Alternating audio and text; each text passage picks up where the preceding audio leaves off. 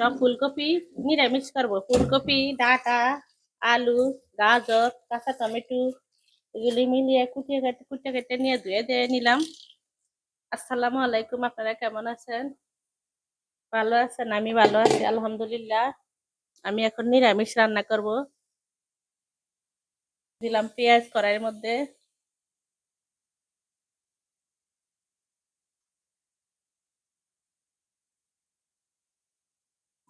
দিলাম তেল,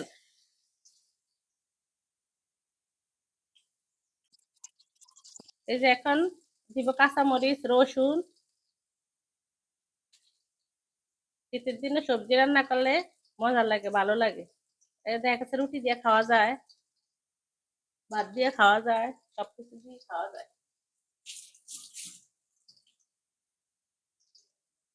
দিয়ে দিলাম রসুন,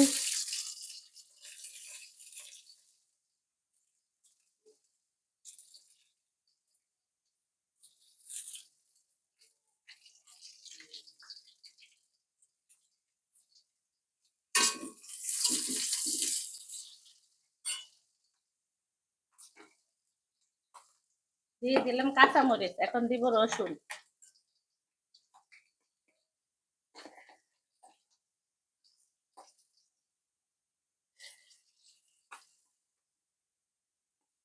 শুধু রসুনই দিব, আর দিব জিরার গুঁড়া, ধনিয়ার গুঁড়া।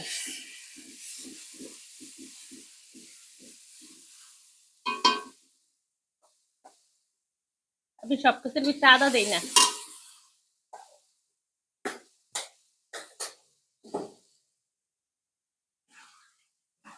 এখন দিব লবণ, হলুদের গুঁড়া 1 চামচ, মরিচের গুঁড়া 2 চামচ দিব।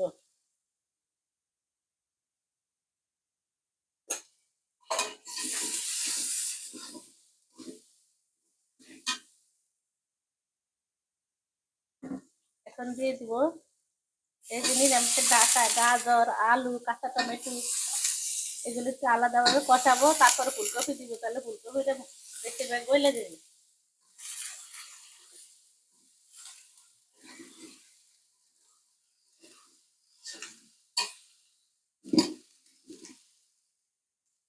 সবজি বেশি ঘরে আনলে নষ্ট হয়ে যায়।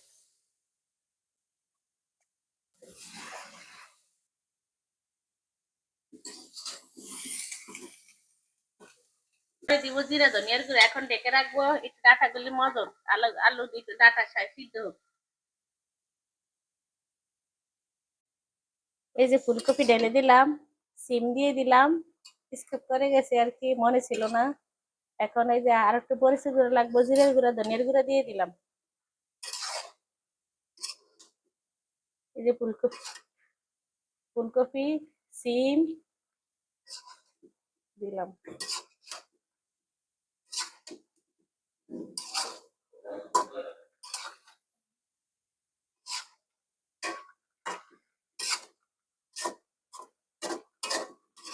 একটু ডেকে রাখি, তারপরে জল দিব।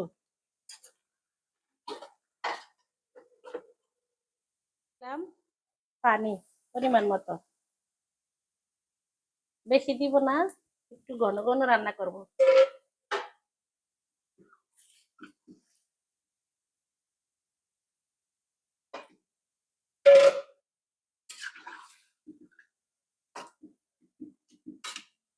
মাখা মাখা রান্না করব, আর একটু হইব। ডেকে রাখি।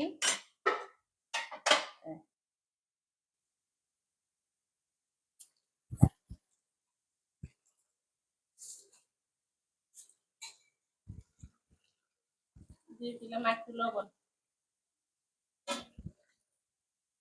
রান্নাটি শেষ, আমার রান্না করা শেষ। আপনাদের আমার সাথে থাকবেন, ভালো থাকবেন, সুস্থ থাকবেন। আল্লাহ হাফেজ।